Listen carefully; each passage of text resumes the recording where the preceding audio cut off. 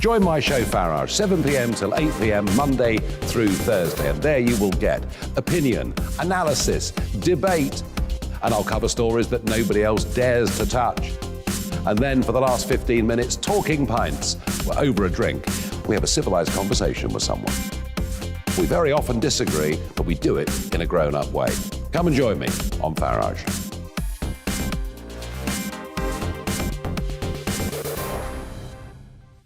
I'm Colin Brazier. I've reported from more than 70 countries around the world, covered wars from Afghanistan to Iraq, from Lebanon to the Balkans. I'm trying to bring that experience, that feel for events, to the studio. And something else. I'm ready to give an opinion.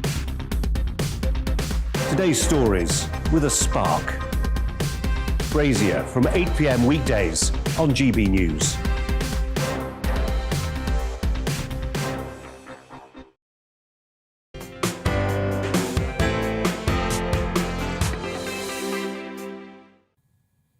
Hello and welcome to GB News with Bradley Harris and me, Ellie Costello. Yeah, thanks for joining us. We hope you've been having a lovely Christmas or whatever you've been up to. Yeah, let us know how you're spending your Boxing Day, where are you watching us from and what is on the menu for today. That's all important questions.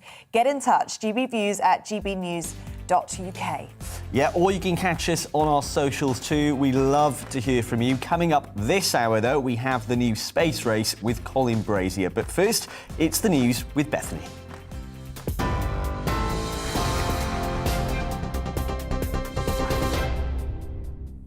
Good morning, I'm Bethany Elsey. This is your news at 10 o'clock.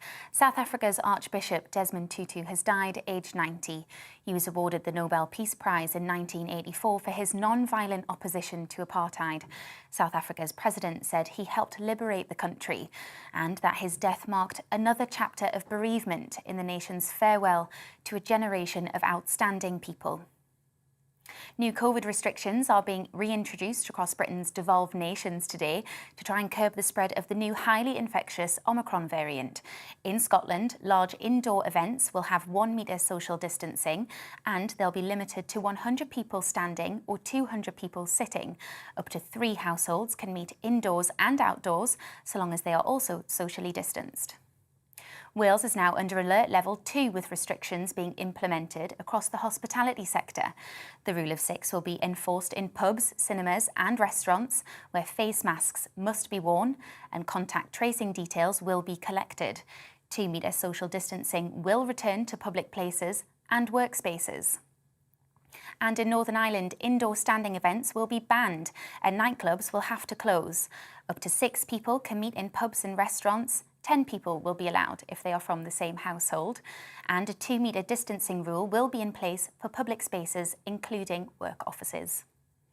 Well, the Prime Minister has not announced any further rules beyond Plan B for England, but has said he will not hesitate to act after Christmas if required. It's understood a meeting for ministers to be updated with the latest coronavirus data is yet to be scheduled, but Number 10 has not ruled out the possibility it could take place tomorrow. Meanwhile, a source close to the Education Secretary has confirmed schools will be kept open throughout January. The number of people getting their first COVID-19 vaccine has jumped by 46% in the third week of December. Over 220,000 first doses were administered in England in the week up to the 21st. That's a new record high. The number of 18 to 24-year-olds receiving their first jab increased by 85%, and there was a 71% increase for those aged 25 to 30. Now, in other news, 2 members of the charity Save the Children are missing after government troops in Myanmar killed more than 30 villagers. The soldiers rounded up a number of people, some believed to be women and children, before fatally shooting them and burning their bodies. Myanmar's military says the people killed were terrorists with weapons from the opposition armed forces. The Scottish Ambulance Service has spent more than 70 days dealing with hoax calls in the past 8 years.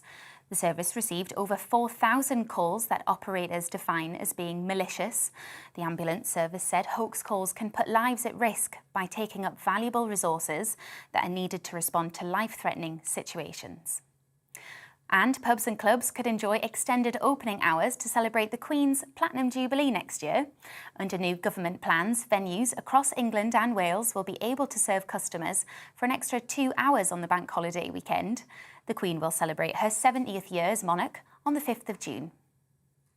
That's your news update. I'll be back with the latest in an hour.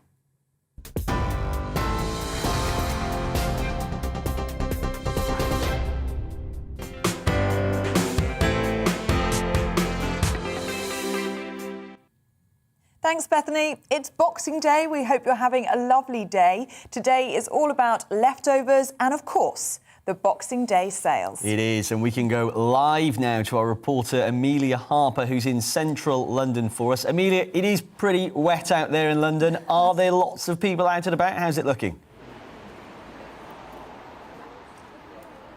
Well, this is typically the UK's busiest day on the shopping calendar, but having looked around, there are not nearly as many people as we would expect pre-pandemic. Earlier in the week, we topped over 100,000 COVID cases in the UK, and it seems that this Omicron variant, which has hit London particularly, is stopping people from coming out. It seems that the typical rush for these Boxing Day sales is being hit by the Omicron variant. Normally, these streets would be packed, but as you can probably see behind me, that is not the case. What's happening with footfall, though, in central London? Well, the latest data we have is for Christmas Eve, and footfall in central London was 30% down on the previous Friday, which is not so reassuring for retailers. It's hit London particularly badly. That saw the worst drop in the UK, but other parts of the UK saw a footfall drop of about 10%. So still not a great picture across the rest of the country, but in some good news for retailers, online footfall increased by 14%, which is sort of parallel really to what we are seeing, a real push and a move to online shopping. A new survey by Barclaycard Payments has found that people in the post-Christmas sales are set to shop from home, but they are going to be spending more than what we would normally see in previous years. They're going to be spending £245 on average. That's an £85 increase from last year.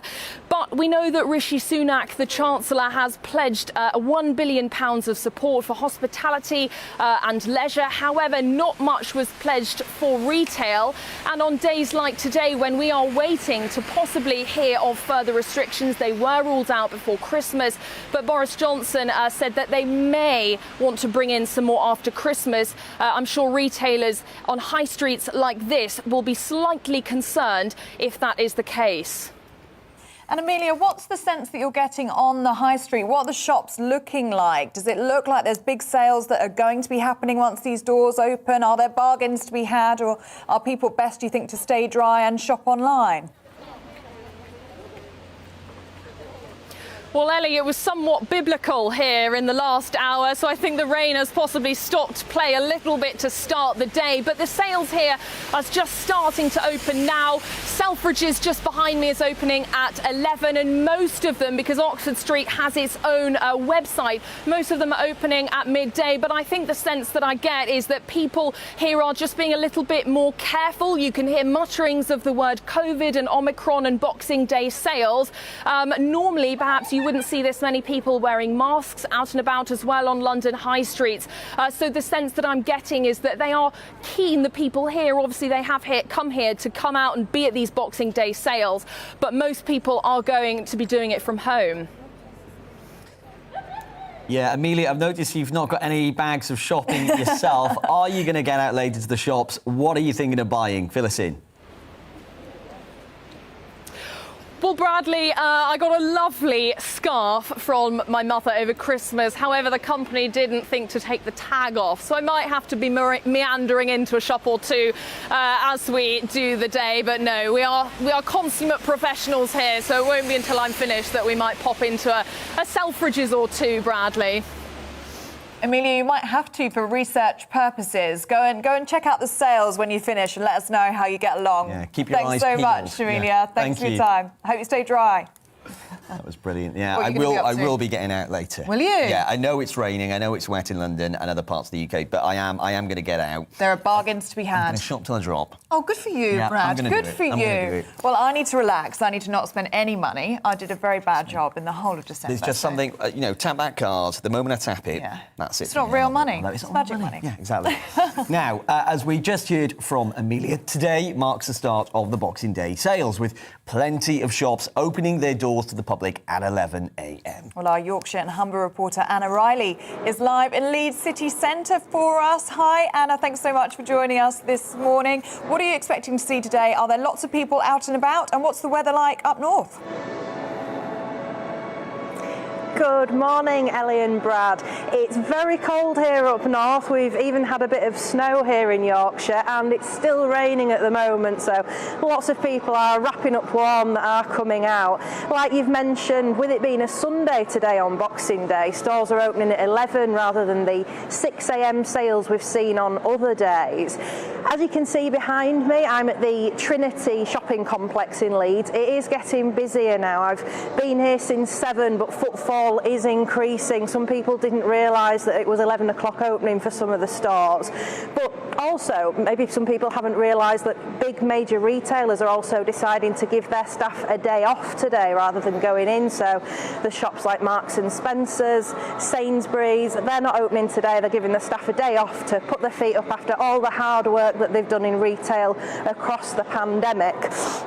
And looking at the figures as well, I've also spoken to a senior retail analyst at the British Retail Consortium, and they've said that an increasing number of consumers are shopping online for their Boxing Day bargains, and given the global climate, this trend will no doubt continue. So maybe going forward we won't see those queues every Boxing Day for the sales if people are doing it online.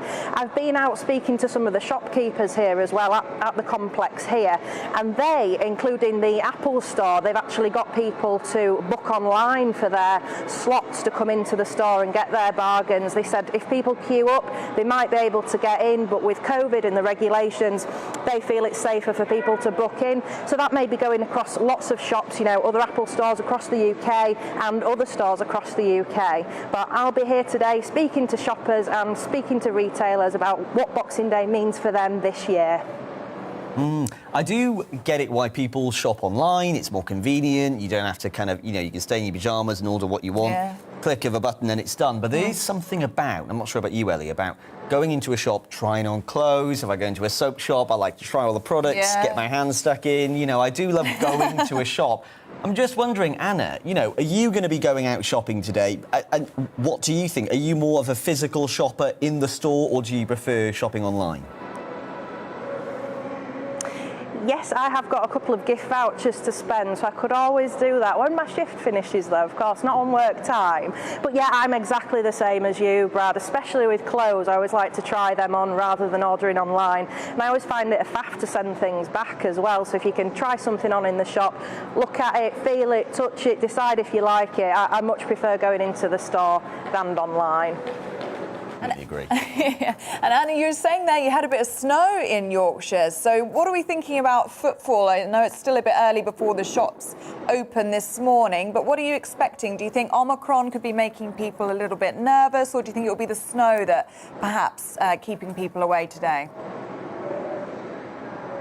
A combination of the two. There have been some major roads that have closed, like the M62, the A66 as well, especially in North Yorkshire that's been hit, other areas around Leeds as well, so that could well put people off as well. There'll be reduced transport services as well today, so that could be a thing, along with people having to stay in isolation as well, not necessarily being scared by Omicron, but a lot of people have had to self-isolate, haven't they? So that'll keep them indoors and keep them shopping online instead of coming outside, keeping warm and tucked up on the sofa and enjoying some Christmas chocolates. It's still very festive here though. I don't know if you can hear behind me, there's Christmas music going, so I'm still in the Christmas spirit here this morning.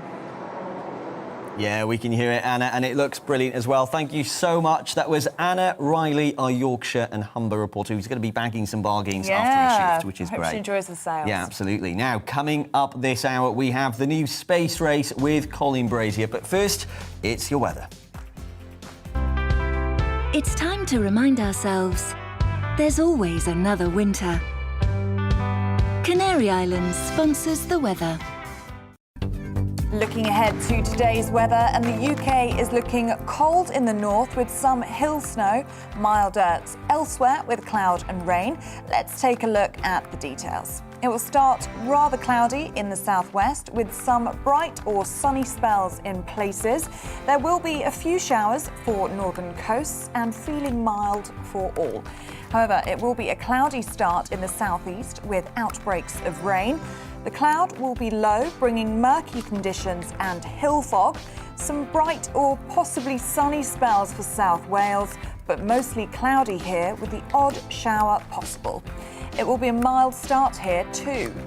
It will also start mild across the Midlands, but overcast and murky with low cloud and hill fog. The cloud will be thick enough to bring some light rain or drizzle at times. Also a cloudy start in the northeast, but it will feel cold here. There will be outbreaks of rain and hill snow, especially over the Pennines, bringing difficult driving conditions for a time, so do be careful if you're out on those roads. Cloudy and cold for southern Scotland as we start Boxing Day. There will be patchy outbreaks of rain where the cloud thickens, and also some hill snow over the higher ground. A milder start for those of us in Northern Ireland, but also cloudy. There will be some showery rain at times, and this will be accompanied by strong winds. Rain and hill snow will clear east, but remaining rather cloudy with some locally heavy showers in the west. And that is how the weather is shaping up for the rest of your Boxing Day. Canary Islands sponsors the weather.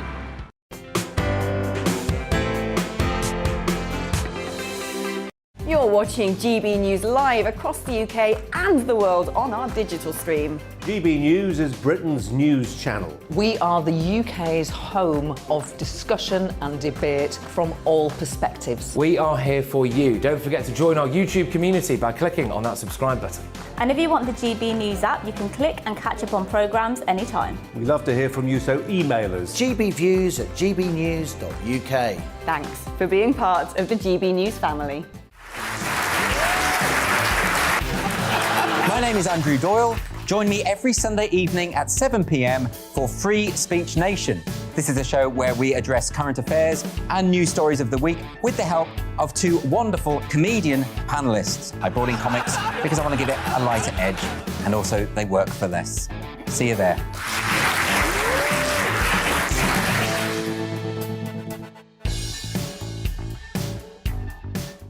Join my show Farage, 7 p.m. till 8 p.m. Monday through Thursday, and there you will get opinion, analysis, debate, and I'll cover stories that nobody else dares to touch. And then for the last 15 minutes, talking pints. We're over a drink. We have a civilised conversation with someone. We very often disagree, but we do it in a grown-up way. Come and join me on Farage.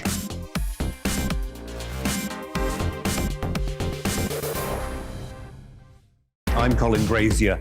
I've reported from more than 70 countries around the world, covered wars from Afghanistan to Iraq, from Lebanon to the Balkans. I'm trying to bring that experience, that feel for events, to the studio. And something else. I'm ready to give an opinion. Today's stories with a spark. Brazier from 8 p.m. weekdays on GB News. Join us for Political Correction. We're here every Sunday to correct politics and put you, the people, back in charge. We talk about all areas of the United Kingdom, including Northern Ireland. Our debate goes way beyond the Westminster Village. It's about the real country. It's about your opinion. So please, we want you to tell us what you think. This is Political Correction. Every Sunday morning from 10 a.m. here on GB News.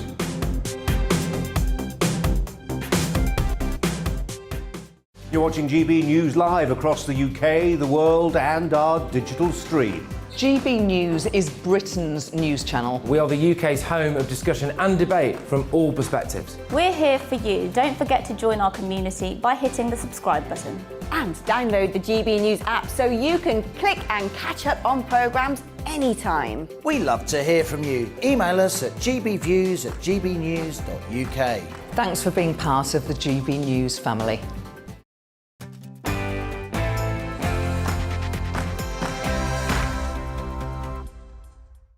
Today on Brazier, we look back at some of the key recent milestones in one of the defining stories of our times.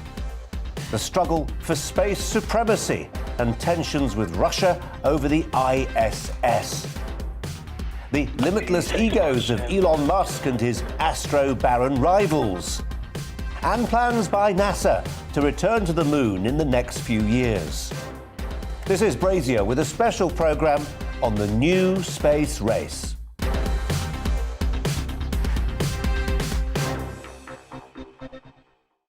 Near Earth News now, Near Earth News. And in a few minutes' time, NASA will reveal the chosen landing location for an ice-hunting lunar rover, which will support the space agency's mission to return to the moon. It's called Viper, the Viper Scout. Its mission is to search for resources ahead of the planned goal of putting boots back on the moon by 2024. It's also another example of the private sector working with NASA to push the boundaries of space exploration. The Viper rover will travel to the moon on one of, yes, you guessed it, Elon Musk's SpaceX rockets and will land